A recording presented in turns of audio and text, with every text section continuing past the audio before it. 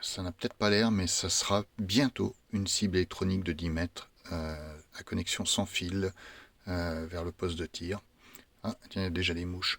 Donc j'allume la power bank et là, miracle, la carte Arduino, la carte Wi-Fi et les 4 capteurs sont allumés. Le moteur et sa commande pour entraîner le papier témoin, comme sur les premières cibles Sius, ne sont pas branchés, de même que les boutons poussoirs multifonctions. Donc comme le Wi-Fi s'est allumé, nous allons passer sur l'ordinateur et nous allons voir ce que nous allons voir si ça veut fonctionner. Ouais, donc la cible apparaît comme un serveur Wi-Fi, donc une box, enfin un routeur, je sais pas comment il faut dire, et donc on se connecte directement dessus, on passe pas par internet. Hein. On pourrait mettre la cible comme un client Wi-Fi, et à ce moment-là, on se connecterait sur le réseau Wi-Fi de la maison, du stand, enfin comme on veut.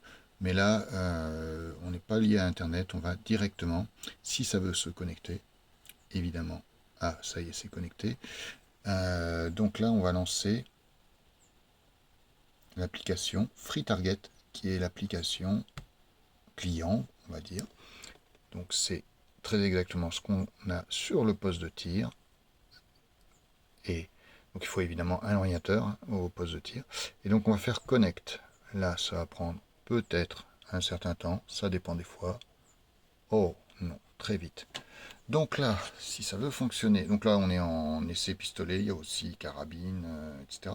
Donc si ça veut fonctionner, je vais aller sur mon truc de test et je vais tapoter. Et au miracle, qu'est-ce qui s'est passé sur l'écran? Waouh! Allez, on recommence. On est fou. Ouais, bon, d'accord, hein, je fais que des 10. Je pas dit que ça serait que des 10 sur l'écran parce que c'est pas encore totalement calibré. Et voilà. Voilà. Et évidemment, on peut zoomer. Alors, ça compte avec les dixièmes. Voilà. Bon, il y a tout un tas d'autres indications, évidemment un chrono. Et puis, on peut passer en match. Tac, on passe en match. Et là, allez, je vais taper directement tout en filmant l'écran. Oh, qu'est-ce que je suis bon. Je devrais faire du tir. Voilà. Et maintenant, il n'y a plus qu'à mettre le moteur, trouver une alimentation pour le moteur, en plus de l'alimentation pour la carte, parce que si possible, c'est 12 volts le moteur et 5 volts pour la carte. Et puis mettre tout ça dans un bel emballage, etc. Le moteur, il faudra qu'il entraîne du carton, donc il faudra mettre un dérouleur de papier, etc.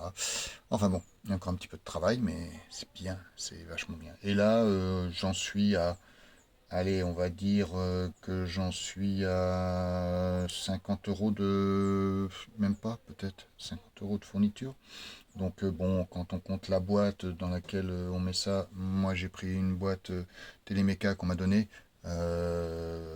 etc., etc., selon l'emballage qu'on fait, les impressions 3D qu'on va faire, etc., on va peut-être monter à 200, 300 euros si on n'a rien du tout. Mais là, moi j'espère pouvoir m'en tenir à une centaine d'euros. Voilà, c'est pas mal.